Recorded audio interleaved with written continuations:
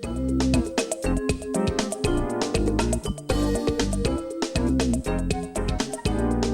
there, welcome back to STL TV Live. I'm Ivy Hartman. We're having a great time, here with STL Winegirl. You may know her from all her social media. They might follow you, but now live in the flesh, Angela Ortmann's joining us.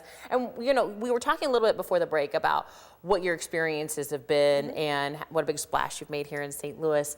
And part of that, you expressed to us that you had gone to California and became a sommelier. Yes. And then now you're all, in addition to everything else you're doing, you're writing for Feast Magazine regularly. So tell us what's coming up. With that. Well, what's really fun, not that I'm not in love with every issue we put out, but this issue, we have a whole spread about what it is to be a sommelier, what we do, how to become it, and we highlight some of our local kind of other wine professionals that are either working in restaurants or even grocery stores, or people who are making a splash on the bigger national scene that maybe a lot of our readers and stuff don't know about. So it's a really fun issue for me because there's a really heavy wine focus. But I write regularly in the print issue on, I do 3 wine picks a month to try to introduce people to new wines. And then I do a lot of online columns and features and things like that too. So always trying to write about fun, different stuff going on around town. So. Absolutely. And I like the thing that you said earlier in our first segment about how you like to just really take it down a notch. Make this simple and easy for people so that it's approachable and fun. And so you do that through many things, including the private events that you do, where Angela will bring in everything. She'll ask you what kind of food you want to do. She'll bring in the wine. I mean, you don't even have to nary do a dish at all. She comes in, brings it all, and then leaves with all. But another exciting thing is if you don't want to have Angela come to your home, there's a traveling table. Tell us more about that. So I developed this idea of a traveling table because a lot of restaurants do these fantastic large wine dinners, and I love them. But for me and what I'm doing, I like to have a more intimate approach. So I came up with the idea to do kind of miniature versions of wine dinners. It's kind of like a wine dinner meets a traveling dinner club, sort of. So I do a different restaurant every month, and I sell tickets. It's about 12 to 15. We all sit together. It's a 3-course menu with paired wines. Every once in a while, I do wine and beer, things just to mix it up. And we talk about food. We talk about the pairings. We talk about why this wine goes with this food, what other wines would also go with this food, because there's never just one choice.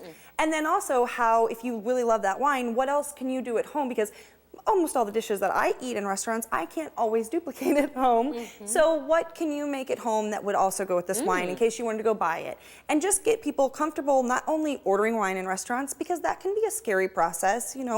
Not everybody feels comfortable. I have a very firm belief that if you can't pronounce it, you won't order it. Oh, great point. And so getting people past that and just making, because I always say, your server probably doesn't know either. We're not all studying up on our French and Italian and everything every day. So it's okay to not know. And if you can point to it, that works too. But just making that all easier. And I like the idea of bringing everybody together at one table.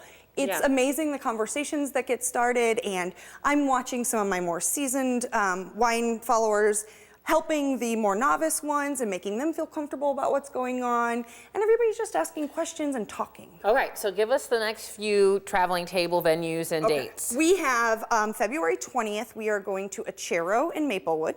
And I'm going to personally ask Adam to put the egg raviolo on there because it's my favorite. On Friday, March 1st, the new local Harvest in Kirkwood, we're going to do one. And that one's going to be unique because we're going to have a vegetarian option.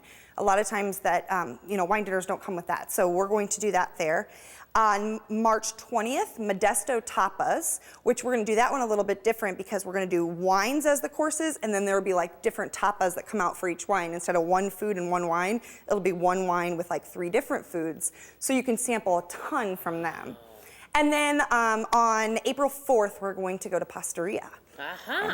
So as I understand it, you want to, this is for anyone. So it could be the novice who doesn't understand why you swirl your wine in the glass to someone who is an aficionado and has a whole wine cellar downstairs. Exactly.